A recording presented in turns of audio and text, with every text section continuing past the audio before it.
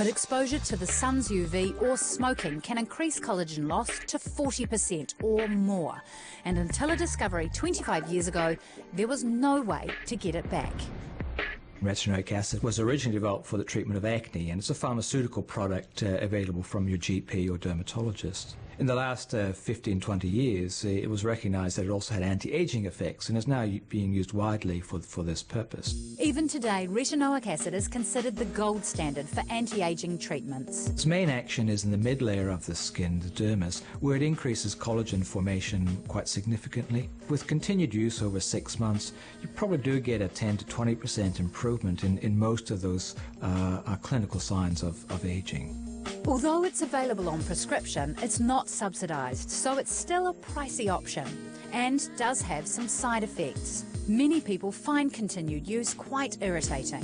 10-15% of people, the skin becomes red and inflamed and peels.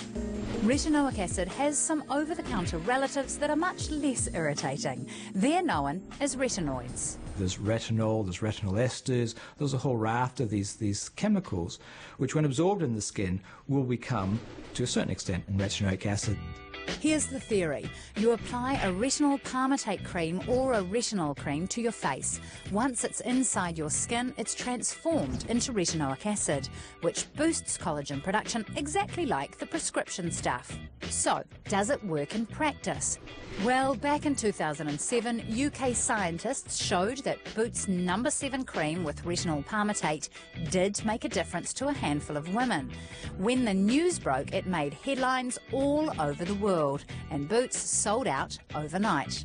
Sounds amazing, so we were eager to do our own experiment with retinoid creams.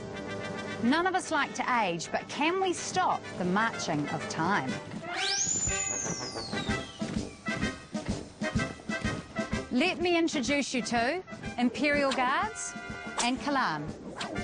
They've agreed to help us put popular retinoid creams to the test, and in 16 weeks' time, we'll find out if any had the power to halt ageing.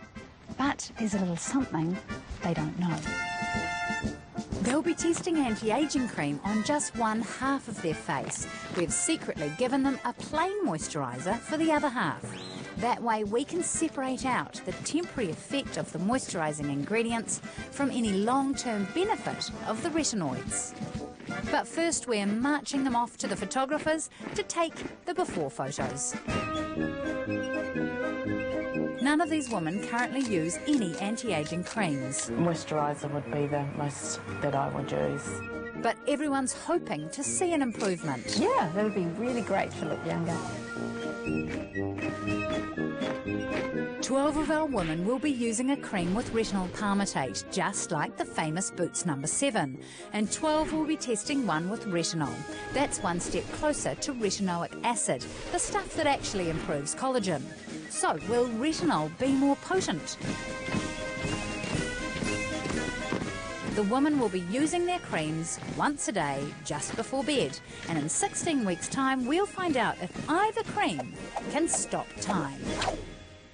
They may have been the first, but retinoids are no longer the only show in town.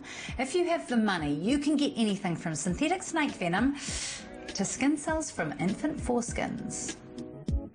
There are dozens of other anti-aging ingredients, with more coming out every few months. The only thing most of them have in common is that they need to penetrate your skin to have an effect.